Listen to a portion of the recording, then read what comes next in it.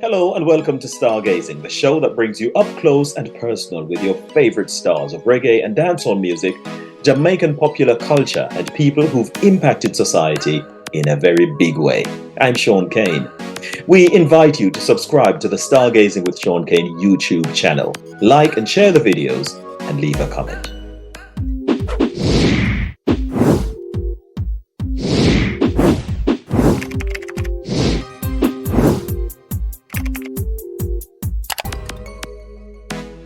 We welcome our radio listeners in the UK on Rex Radio and in the USA on Motif Radio.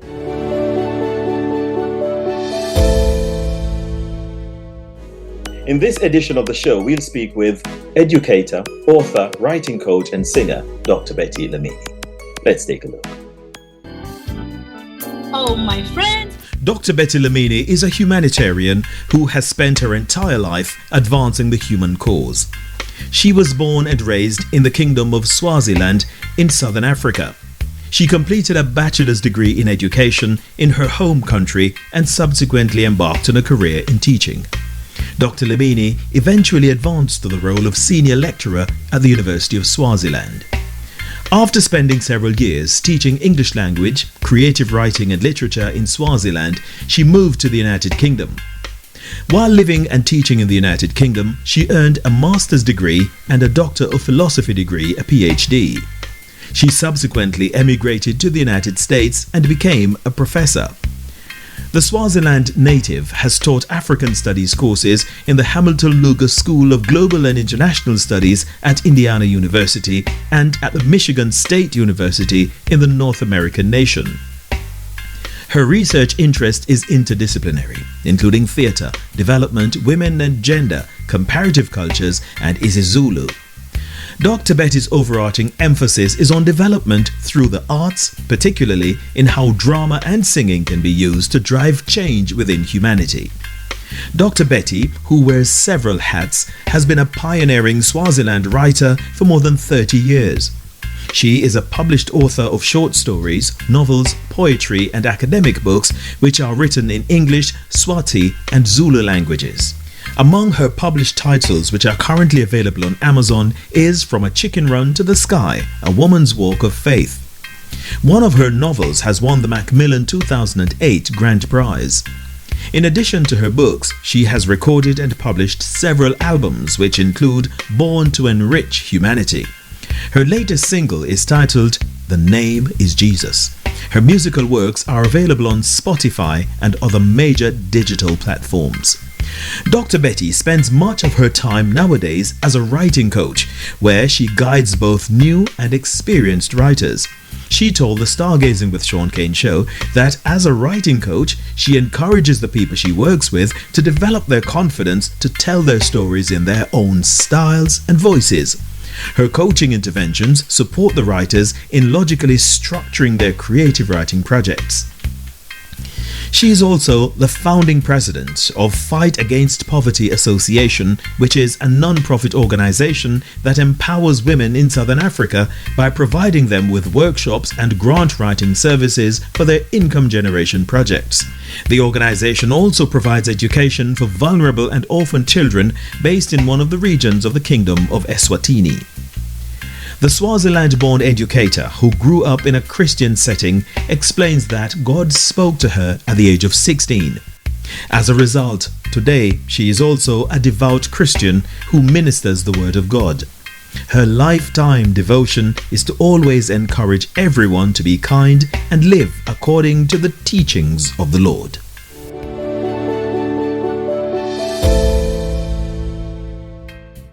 Welcome back. Dr. Betty, how are you? I am perfectly well. I'm so excited to be invited to this show. I love what you're all about. You are welcome indeed. But I realize that you wear so many hats in your professional life. So I'm just thinking you must be a very busy person. Well, I'm not so busy. It's just that I have had quite an experience because I'm not young. Maybe I would say the years have come up with every one of these. And I've had a couple, maybe focus on each one of them at a certain point in time. Very interesting there. But teaching, I know, though, has certainly chosen you, as you have spent all of your life, if I may say that, then, in the classroom in one way or another. What has kept you there all these years? The love for people. I love people, well, of all ages, but the young people, because I started teaching as a young person, the adolescent age group. So I love being with people. Even after leaving them now, I still work with people. I realize that that's my lifetime calling, helping people shift from not knowing to knowing. And you never get tired of it. No, the more I do it is the more I fall in love with it because it is not bound within the classroom walls. That's good. But I know also that Swaziland in Southern Africa is your country of birth, but you subsequently moved to the UK. How easy was it to adapt to life in the UK when you made that transition? Well, as you may know, most of the African countries and the islands, we have been anglicized, not necessarily of choice, but when I got there, I had a shock because in my mind, I had greater expectations. Like some of the things that I had hoped to be different, maybe more. I found that really, I would say there wasn't much of a culture shock because we had been already given that. And maybe the language, when I moved to the US, I found that the English there is different from the one I had when I grew up and in the UK because we grew up using the British English. British English. But then in terms of interacting with the people and working and studying and things like that, was it easy just to blend in? Not really, because, thank you for bringing that one. In the UK, people are a little bit reserved, especially in winter. But in Southern Africa, we are very, extroverted. Not that even if somebody who is introverted, we are more outgoing. We are more accommodating. We are more communal. So that part of it, I realized that in the UK, people were lovely, but you really had to do something. You had to reach out. If you just stayed there expecting them to be like you were where you grew up, it wouldn't happen. Not to mean that people were mean, but just because it was a different culture altogether.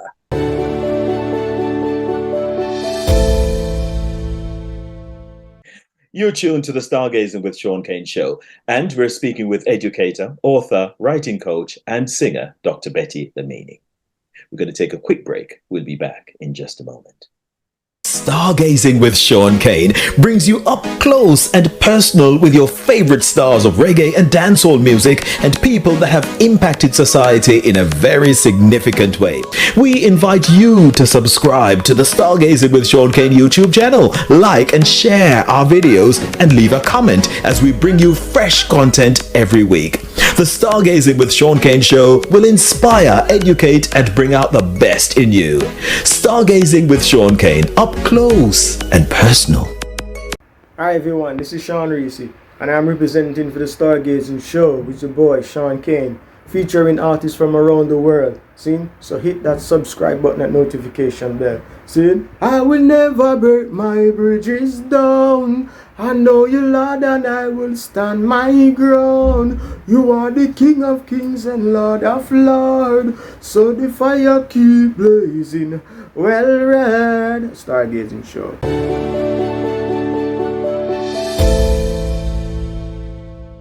Welcome back. You're tuned to the Stargazing with Sean Kane show, and we're speaking with educator, author, writing coach, and singer, Dr. Betty Lamini. Dr. Betty, we could never ever finish without exploring a little bit more about your writing coaching work. So I know you're a writing coach. What does that entail? Because it sounds like a new one to me. I've heard of lots of coaches, life coach, business coach, all sorts of coaches, but the writing coach, not quite. Yes, thank you for asking about that. Again, that has been a journey. I just want to bring the other pieces leading to where I'm at right now. Like I've shared how I started writing in my language. Back then, I have been part of writing workshops where I would share with other people. Like when I was pursuing my Bachelor of Education, we had a writer's workshop where those of us who are already published would share with the students pursuing the arts how to write. So all the genres, poetry, drama, everything, short stories. And that's what I've been doing before, well, even before I came to the US. But and I've been writing just for myself and submitting to Macmillan when they solicited a collection or whatever. But in 2020, during the pandemic, or maybe before that, when I taught people in teachers of English in Rwanda, because they were learning English, so I incorporated writing. And when I worked on that, I realized that it's just similar to how I teach students, and I incorporate writing. I incorporated writing even then when they were learning a language. I brought what I'm teaching now to the teachers of Rwanda, where they could write not just because they are creative writers, but they could write about anything they want to talk about, because writing is really talking, but now putting it on paper for people to refer to later on. So I did that in 2018 and 2019. And in 2020, during the pandemic, I couldn't continue with that. So I had an online writing workshop for people who wanted to write, but as creative writers, because that's what I have been doing, I would say basically for many years, for over 3 decades. So I taught that in 2020. But when I left my job and the previous job, and I just realized that part of this writing has to do with people identifying who they were, because I offered a course online, which is Find Your Purpose, which was all about people finding their life purpose. But without even me planning, that incorporated writing. And then when I created this course, it's really not something new. It's new as a business, but it's building upon what I've been doing, because the people who learned in 2020, they wrote, and the people who learned from me before, they've been writing, but not as a business for me. But now the coaching that I do is built upon that foundation. And I have offered this in different levels, but I do have people who have already published their books. Some of them have opted for what I don't necessarily, what I haven't encouraged for. People who would say, well, since you say this is how easy it is, why don't I just have you write it for me? I have done that for people whom I would interview and really write their book, not in my words, in their words, but I would have the skill of taking their words and putting it in good writing. And one of them, actually, I'm amazed. I have seen how vibrant, she was very introverted. I kept saying to her, I really see that you have more in you. And she wrote that book. And now she's talking from a point of authority, because I saw that she had done a lot. She had had experience, and now she owns a very big business, but the business is doing well. But the book was going to empower people who don't realize that you could become anything from any background. And that's exactly what that book is doing. So it just got published last year. And I have other writers whose books are about to be launched. And then, of course, we are soliciting others. But yeah, it's different levels. People who want to learn from me and they do it on their own. People who do it with me, coaching them and giving them direction as we grow as they grow. And then those who say, hey, do it for me. So when you say give directions, Doctor, is it like when you understand the concept that they're trying to bring across, or the storyline, where they're going with this, you kind of see other aspects to it and you suggest those to them? Is that how you do it? Or Oh, it's different. So it would be like, I think in our conversation earlier on, not in the interview, I would give, because when you have a strategy or a system, it works for everyone. So when I say I do it with them, I would first of all bring them what they need to do to even discover who they really are, to know more about themselves, because there are so many people who are even in their 80s, 70s, who don't know who they are, who haven't tapped into the gold within them. So in my book writing process, I help people, I empower them to even discover a lot that is in them that they were not aware of. How do you do that? Sorry to barge in there because it was just a burning question for me. How do you help them to discover who they are? What kind of conversations do you have with them? Do you give them I ask them the writing questions. stuff? Mhm. I ask them questions. Questions are everything. There is so much gold. Even when you come to, even with businesses, you ask questions, you identify problems, whatever. I give them questions which, as they are attempt to answer, they are like, oh my goodness, okay, oh yeah. Just from the conversation and the questions, I don't even have to know what their responses, have been. Sorry, I didn't cut off this. I don't even have to know their responses, but from the questions, it's a guaranteed thing as they answer that those answers bring out who they are. And then actually I do it, the whole process is in 3 steps. The discover phase, where they learn more about them, so that they then get to choose which of these things can they write about. But they cannot just say, I want to write a book about this before having the whole buffet.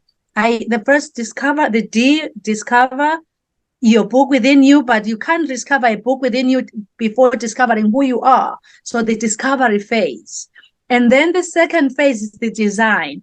In the design phase, I help them, again, I ask them questions which will help them build the skeleton of the book. The design is putting together the skeleton, like the head bone to the neck bone to the backbone, hip bone, you know the song, and until the top bone. So putting all those bones together. And again, I don't have to know what you are writing about. As you follow my system and put all these things together, what will be the base, the foundation of your book, and every part of it, before writing the single word, you have a full skeleton. There's the design part of it. And then through the design, and then you bring in the pieces like the flesh or the words now. Again, I give them certain skills or certain ways of doing this quicker than the traditional writing process, where they'll be like, oh my goodness, like typing. Some people can choose to type, some people can choose to speak, but it's not, I give them all the steps and tell them that. The editing, I bring, like I've said, I bring everything that I'm all about. And when you write an academic paper, whether it's an essay at school or a journal article, we have a tendency to keep ourselves stagnant by writing and editing and critiquing. But those professors who trained us to write in Swaziland were from South Africa, the creative writers. They taught me something that has never, ever failed. They used a term, but they were speaking in the Zulu language. They said, we should just release. The first step is to release. They didn't bring the design part, the discover part, which is so key now, because when you release, what can you release if you don't even know? So the second part, talking about editing, you release the whole thing, not thinking about accuracy or what, you just bring it out.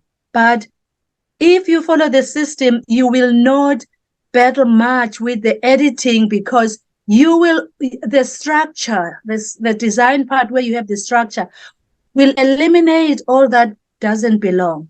You will just bring what belongs there. Like if you have a structure, you will bring the cheeks where they belong. The forehead, the flesh for the forehead where it belongs, because the structure is already there. But within that design part of it, I bring the editing. How can they edit? Now, you release everything after you've had your structure, your skeleton, you put the flesh that belongs there, but not everything has to go to your book. How do you edit? So I can say the creative writer, the scholar, the teacher, the everything, the part of me come to act in that. Then you edit. And then the final D, which is deliver. What has to come into play when you deliver or when you publish? There are certain things there are certain do's and don'ts, which people don't know. And many people have been, victims of certain systems or other business people who say, oh, do this so that you get this. I'm ruled by integrity. I turn to differ. There are certain things that people do, and even book coaches do, that I cannot do. On the verge of being who I am, I believe in integrity. A good book is still a good book. having people just put together stuff, speak and everything and say, here's a book. What about people who know what books are? When they read and find that this thing is not really a good book, that won't work. So I make sure that when people work with me, they end up with something that will truly be the book they say it is. So when they have spoken and edited, because even with my own, you hear how fast I talk, I have to remember that, slow down, Betty. So when I talk fast and I speak and really transcribe something, it will have so many mistakes. That first draft will not be anything that I want. So the same thing applies. Then we go through the editing phase. We talk about the do's and don'ts, the copyright, because when you write, there are certain things you never know. Maybe you are the next Disney. Maybe your book is an idea that will be the next big thing. And you just all of a sudden share, you talk about it with everybody. There are certain things you need to do before people get to know what you are writing about or what is in your book. So I bring all of those things, which I feel like I like putting myself in the seat of my clients or my customers or learners. How would I want to be given this? Would I like it for somebody to say, well done, you're good, you go? I would like to be given quality. So that's what I do. And if there are certain things that I would love to be told, or if there are certain things that I know I wasn't told, but I wish I had been told, I give that to the people I coach. Very gracious there. But I'm just thinking, I like the way you took me through the process. You look at the pre-writing phase, as you say, it's about discovering who you are as a person, clarifying the concept. And then you look at the writing now, you start structuring things. But in that phase of things, how about the elements of eloquence in terms of your devices, your personifications, your onomatopoeia or your similes? And do you work with them on things like those as well to make sure that to have effect? Thank you. Those were more on the create, like what I taught in 2020. For the people who write, again, there are different kinds of books. If you are writing a book which is similar to the how to, and maybe you are talking about your life experiences, it really comes back to how you talk. If you write a book that, like, I'm from a culture where we use these tropes every day.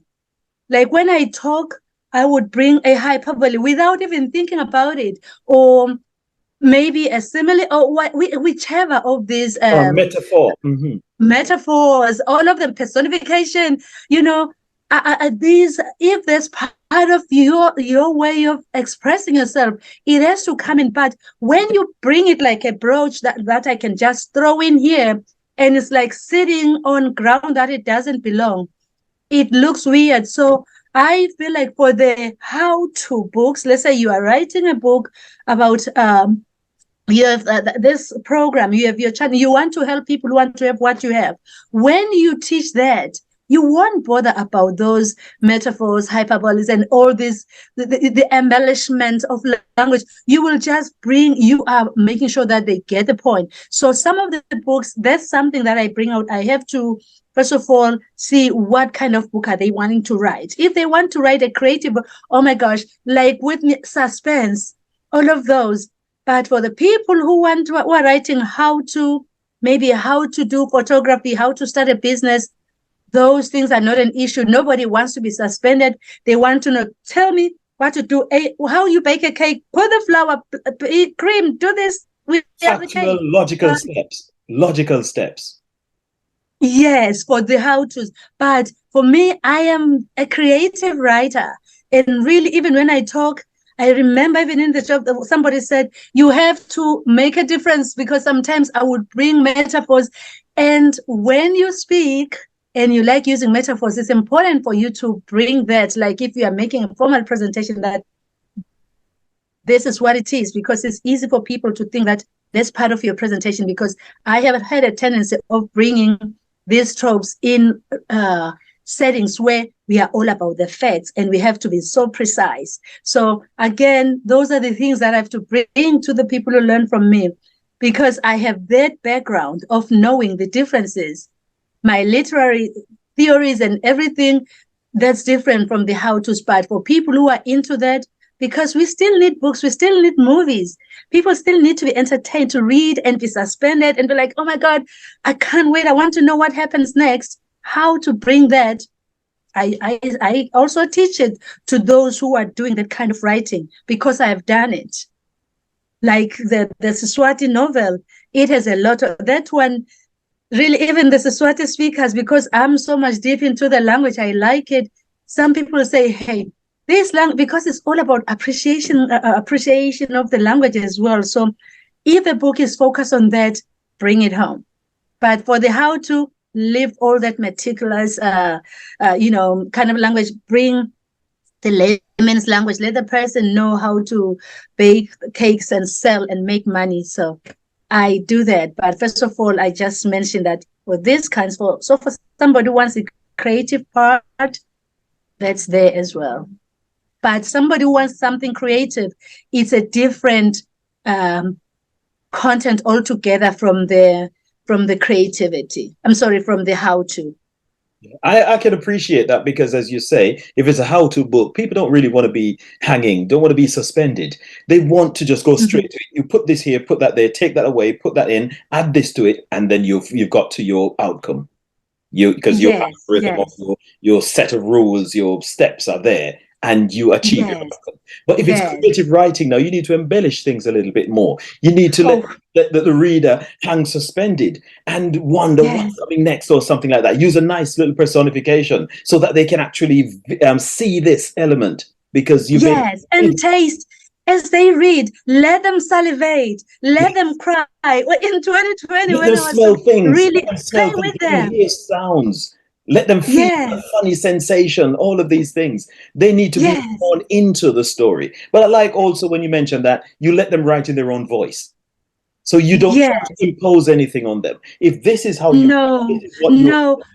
is how you want to tell you, I'll just help you along to get to the end of the journey to make sure. Yes, because for instance, with the way of talking, the language you use, like with me, if you have been reading my work and really as a literary scholar, when you read, you can just take, let's say, something that is in the language of whoever, like Charles Dickens or whoever, that this is how this writer does work. So even with ourselves, there's a certain persona that I bring. As people who have read my works, after reading a certain number of them, that's Dr. Lamini, because my style.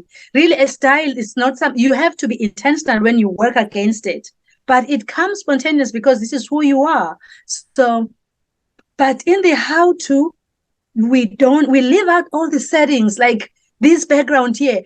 When you do creative writing, let the reader see where we are, bring them into the room, the atmosphere, the emotions. Oh my goodness, now you made me want to go back. If you're scared, let them feel scared too.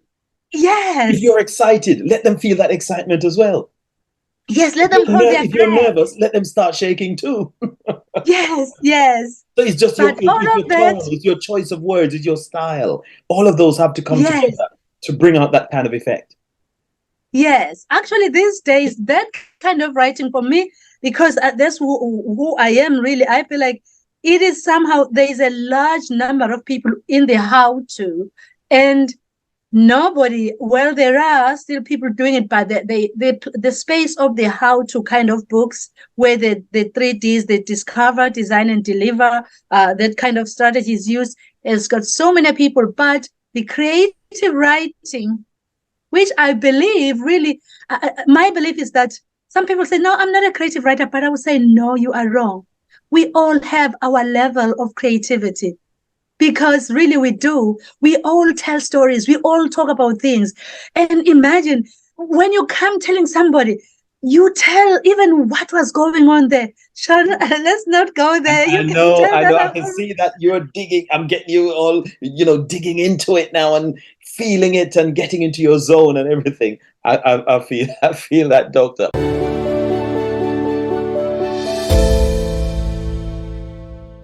Now, you are in tune with the Stargazing with Sean Kane show, and we're speaking with educator, author, writing coach, and singer, Dr. Betty Lamini.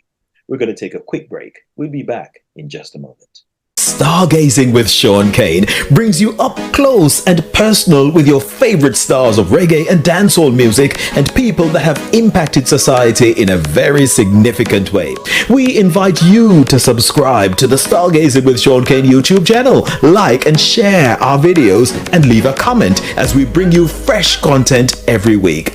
The Stargazing with Sean Kane show will inspire, educate, and bring out the best in you. Stargazing with Sean Kane, up close and personal. Never get no help, I'm struggling.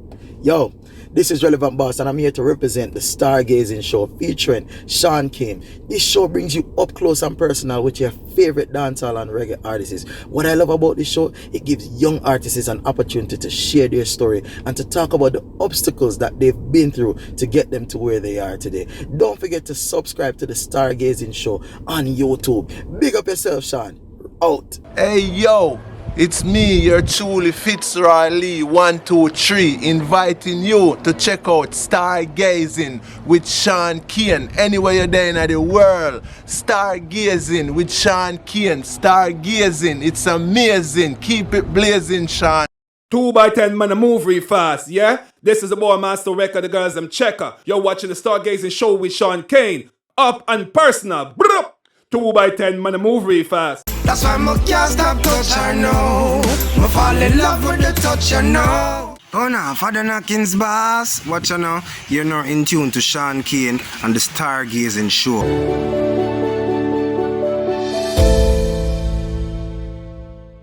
Welcome back. You're tuned to the Stargazing with Sean Kane show, and we're speaking with educator, author, teacher, writer, coach, all sorts of things this lady has done, Dr. Betty Lamini. And her journey has been so interesting. She's a humanitarian. She just loves people, and she loves to advance the human experience.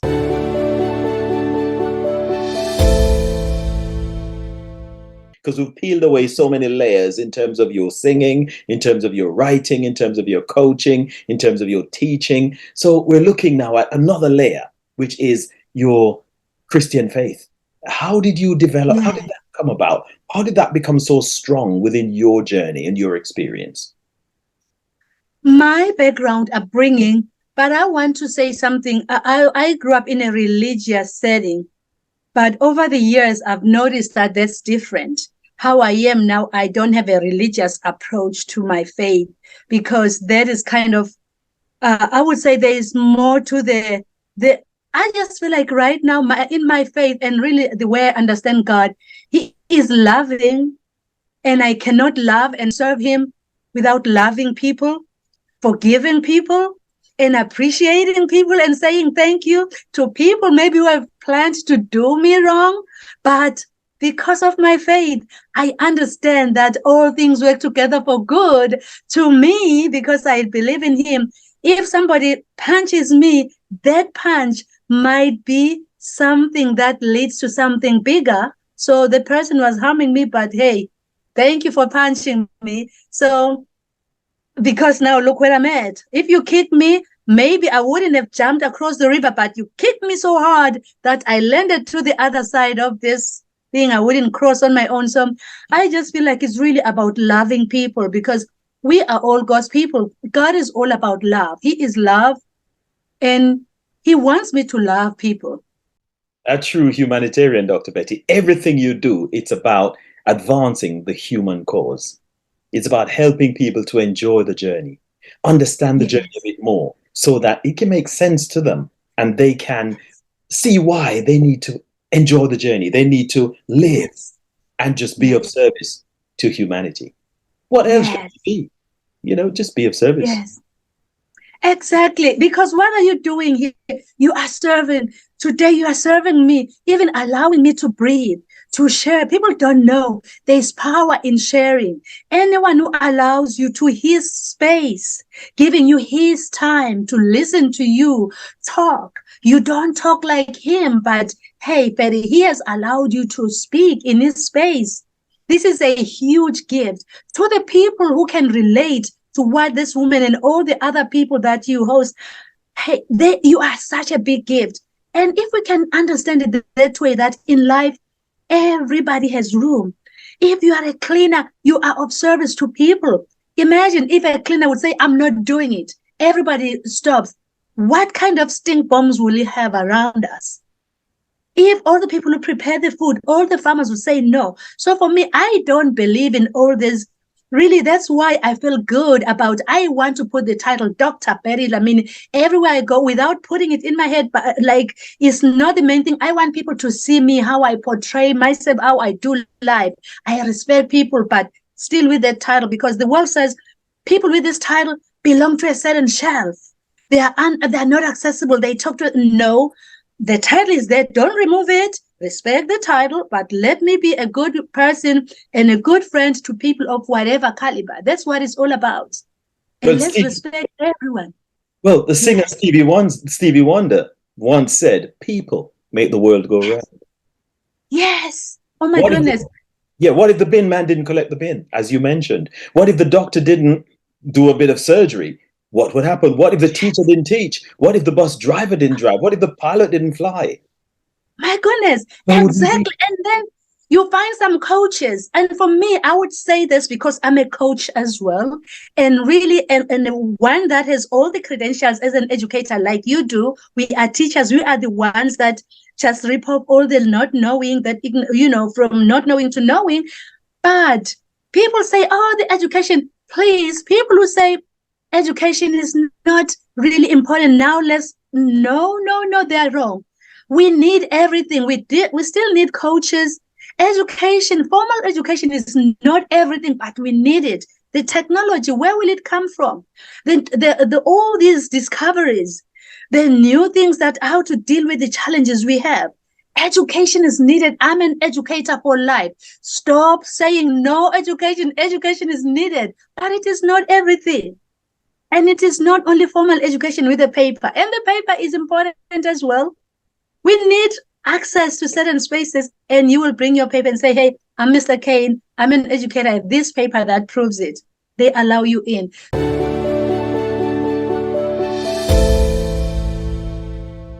You're tuned to the Stargazing with Sean Kane show, and we're speaking with educator, author, writing coach, and singer, Dr. Betty Lamini. Now, Dr. Betty, you continued your education in the UK by completing a master's degree and also a Ph.D. That's a lot of reading, a lot of writing, and a lot of work. Now, were those done in the discipline of education, or was that in another area?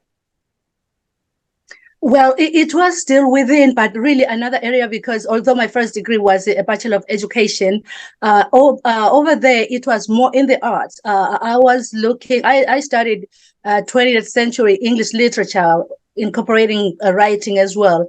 But for my PhD, I drifted a little bit and focused on performing arts or drama with a purpose, not just to entertain, but to educate and entertain, or bring change through the visuals, where people would see something and learn more by experiencing it and not forget it, rather than just reading. So did you quite enjoy that, or it was just something you just wanted to do? Oh, I enjoyed it because I've realized I was introduced to acting from grade 1, first year of school. And as I reflect, I realized that I really love performing and studying that, and just having that as part of my education is great, because that's the kind of acting I did, well, including the formal one where we studied Shakespeare and everything. But this is something I enjoy doing. You're very much an international woman. Swaziland, then you moved to the UK, and then to America. So you've seen a lot, different cultures and everything. But how do you feel about being in America now? Do you feel that you're appreciated? I would say, thank you, Sean, for asking that one. But to answer it, I will answer it in a way maybe that you don't expect. I feel like everywhere I go, I carry me. I carry this woman. So what I get depends on how I am, and also my view, what kind of lenses am I, what the glasses I'm wearing. Because life, you will get everywhere in Swaziland, the UK, every country I've been, you will find people giving you lemon juice, not lemonade, just raw lemon, saying you drink this. But it's up to you to choose what you accept and what you don't. Of course, the spin, both positives and negatives everywhere. But you just select. So in America, I'm really right now, I'm so amazed because the state I'm in, there was a time when I wanted to leave, but I haven't, because God has shown me favor. There are people who have been so amazing. And I'm like, wow. So I understand that you have to bloom where you are planted. But again, when it's time to be uprooted or the flower to be put in a vase elsewhere, I will just have to listen. And, with God, it's all about just listening, because He won't say, I've said this, that sums it up. But then He can say, now it's time for this. So what I have to do is just to be attentive and be very observant. Was it easy then to adapt to the American way of doing things, the American culture, American lifestyle, their approach to life? Because you said that in the UK, they're a bit slower in doing things and probably a bit more measured in doing things. But I know the Americans, they like to just throw themselves in. How did that work? I love it. I really loved it here, but I will keep going back to saying there are parts of the UK that cannot be compared with anything else that I loved today and here. But I really loved that, because also the university where I taught, the US introduced me to the liberal arts, where I taught my own courses. I had to design all the courses that I taught. In the UK, and my background, we had what you didn't have to think what you will teach, because it's already there. It was created before you were born. You had to follow that. And that's the reason why I left math, because mathematics to me ended up being boring, because it's just, that's what it is. But literature challenges you to think and see the changes and kind of do that. So in the US, I like the fact that the opportunities were unlimited in every area, whether you are teaching, you could come up with new courses, innovation. I really like that. Not just the US, the university where I taught, they encouraged that. There was even a department where they took ideas from people who were innovative, and they would support you to do your thing. So I really like that. That was my place of growth in a different way. You developed your own curriculum. So you brought your own creativity to some of these, and your style. But I know you also do a bit of writing. You've authored books, haven't you? Yeah. Oh, yes, a lot. Actually, I have to count, unless I go to the CV and see where I'm at now. I started writing in 1987, and actually the same year, that's when I was first published. But some people wouldn't get that, because people believe you go to Google to check. These are books that were published by traditional publishers like Macmillan, Shutter and Shooter, big corporations, and they are used in schools. And right now, my novel, which I wrote in the UK, is the one studied in high schools. So, and it was published by Macmillan. And there are so many other ones by Macmillan and other publishers. A large part of my work is in the Siswati language, and it's used in schools. But I do have English titles that are like The Eagle from a Chicken Run to the Sky. That's available on Amazon. And then I'll Be Home for Christmas. That's an anthology. And the one used in school, it was used when I taught at the university, Our Song, Our Dance, Our Drama, Our Development. Our song, dance, drama, development, because it was showing how those can be kind of very key in our change of life. We can use those to bring change. So those are the ones, but really a lot of them are in the Siswati language. And I also translated for BBC. Before I got this job, I translated a movie that was filmed in South Africa in the Zulu language. And I did the subtitles for that. And it won a prize in the US. Now, you are in tune with the Stargazing with Sean Kane show, and we're speaking with educator, author, writing coach, and singer, Dr. Betty Lamini. We're going to take a quick break. We'll be back in just a moment.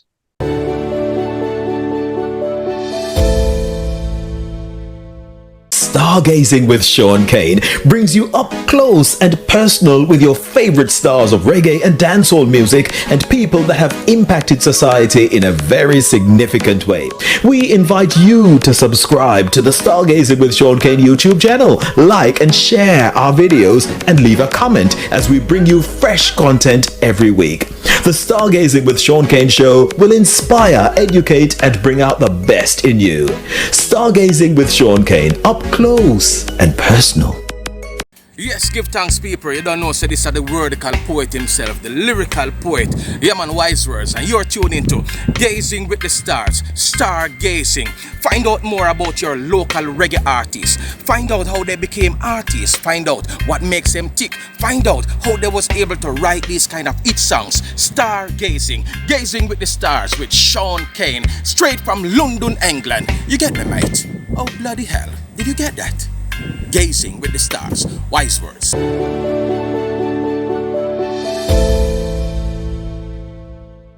Welcome back. You're tuned to the Stargazing with Sean Kane show, and we're speaking with educator, author, teacher, writer, coach, all sorts of things this lady has done, Dr. Betty Lamini. And her journey has been so interesting. She's a humanitarian. She just loves people, and she loves to advance the human experience.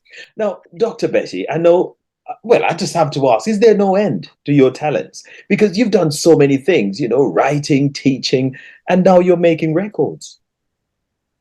That's a part of what you do as well. Tell me a little bit about that. Well, with that, again, I just feel like I was born into that. I was born into a culture where singing was done every day. In schools, we sang every day in the morning assemblies. So I grew up singing every day, and I started singing as a young girl, and I did something which was not usual then. I played a guitar and I sang in church, and I would just follow how I felt, and I started composing songs, and I would sing back then. But there was a kind of a time when everything came to a silence. But back in 2000, after 2004, I started singing again. In London, we sang in weddings. Leicester, London, with my sister who sings. She sings in different places there. And then I started doing it. But I feel I'll be doing more of that now that I don't work. But in my job, that was accommodated, because if you had a talent, you could sing, especially singing in the Zulu language, because they liked foreign languages for the students' benefit. So I did songs. I would sing as an opening act in events, even in conferences. I would be the guest singer, opening of a museum. I just loved doing it. For me, it wasn't it was like I just loved doing it as service. But now I realize that it's good to also receive something from it. Sounds like you're quite serious about it. So how about albums and things like those? Are you looking to do those, or have you done anything like that? I've done those. The first one was Moving Forward, but I didn't promote it much. The people who got that were those who were somehow friends with me on Facebook, and maybe people who got me into certain events. So it was Moving Forward. I know I had clients in the Netherlands who were just Facebook friends. After getting that, one of them even shared a photograph of my, because then we had the album with a CD case. He showed it in his car, saying that, oh, I listened to Dr. Betty's songs because she sings scripture. That encouraged me. So Moving Forward. And then the second one was it came as a result of my singing at the opening of a museum. And that was all about arts as a tool to bring change, and also how people in countries use singing, dancing, and the arts for change or to address HIV and AIDS. That one is kind of silent because it was housed in the Michigan State University and hours, but that was for work. And then I did Ubuntu. During the pandemic, I released another album which had 10 songs, and really it was focused on giving love or respecting humanity, saying that, and for me, it was really, I was singing for myself, saying when you see hate everywhere, you have to bring your love. So it was all about encouraging people, hold on, no matter what, change will come and love will have victory. It was just the messages I would love to hear and I was sharing that. And I had those, that Ubuntu, that one is available on YouTube as well. If people look for my name and put UBUNTU, which is, Ubuntu has to do with the respect of humanity. So those songs are there. And now I have another one which is not necessarily released, but I've released the song.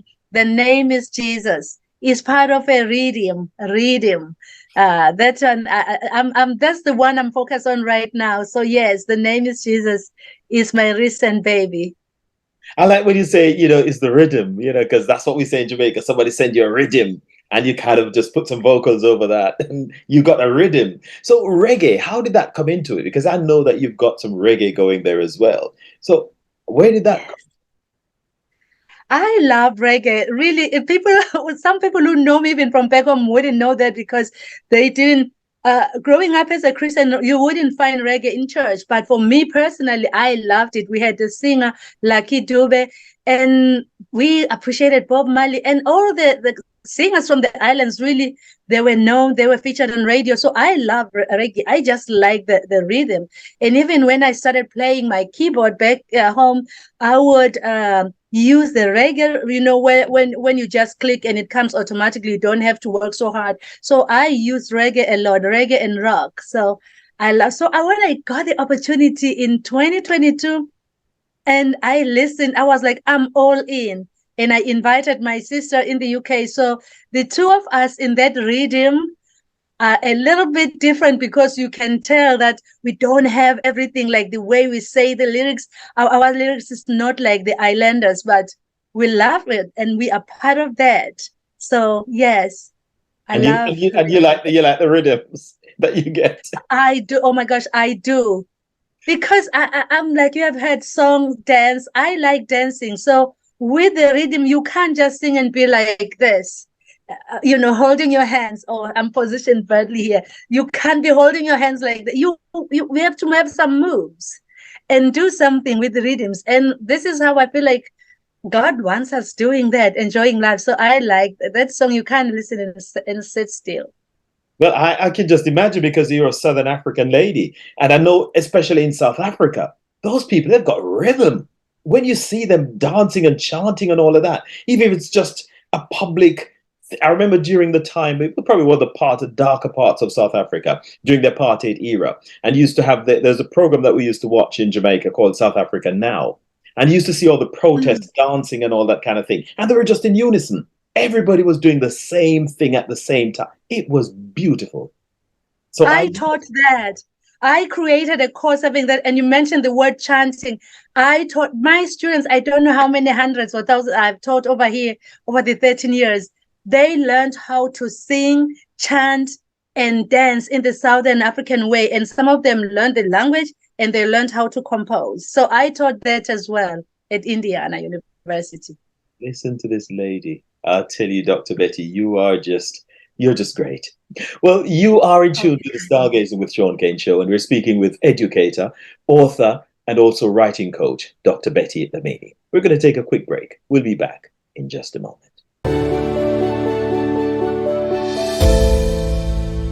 Stargazing with Sean Kane brings you up close and personal with your favorite stars of reggae and dancehall music and people that have impacted society in a very significant way. We invite you to subscribe to the Stargazing with Sean Kane YouTube channel, like and share our videos, and leave a comment as we bring you fresh content every week. The Stargazing with Sean Kane show will inspire, educate, and bring out the best in you. Stargazing with Sean Kane, up close and personal.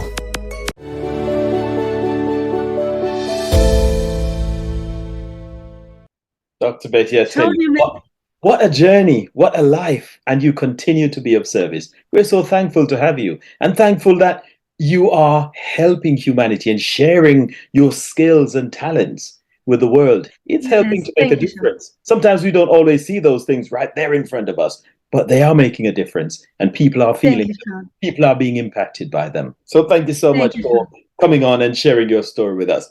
But before I let you go, I always like to ask my guests questions from this book. It's called Reggae Larger Than Life, the Ultimate Reggae Music Fun and Games book. It's written by myself, currently available on Amazon. Oh, thank you very much for that. Currently available on Amazon. It's also available in Jamaica at Ashby's Pharmacy, 160 Old Hope Road in Kingston. Also at the University of the West Indies, Mona campus in Kingston, Jamaica. It's at the bookshop. So you can always go there and get your copy. So Dr. Betty, I've selected a question here for you. So let's see how strong your knowledge of reggae music is. So your question goes, born in 9 Miles in the Jamaican parish of St. Anne in 1945, this Buffalo Soldier reggae superstar was given a Lifetime Achievement Grammy Award posthumously in the United States in February 2001. Who was he? Your clue there, I think, is Buffalo Soldier. So the options are Peter Tosh, Bob Marley, Delroy Wilson, and Dennis Brown. One love. I thought of it. Bob Marley is the one and only, and I love him. I do. I remember at the start you were saying, and I thought that was a good choice by me, when you were saying you were playing some of the backing tracks, or you're playing tracks, you're listening to Bob Marley, and you appreciate all of that kind of music. I thought, so I made a good choice there.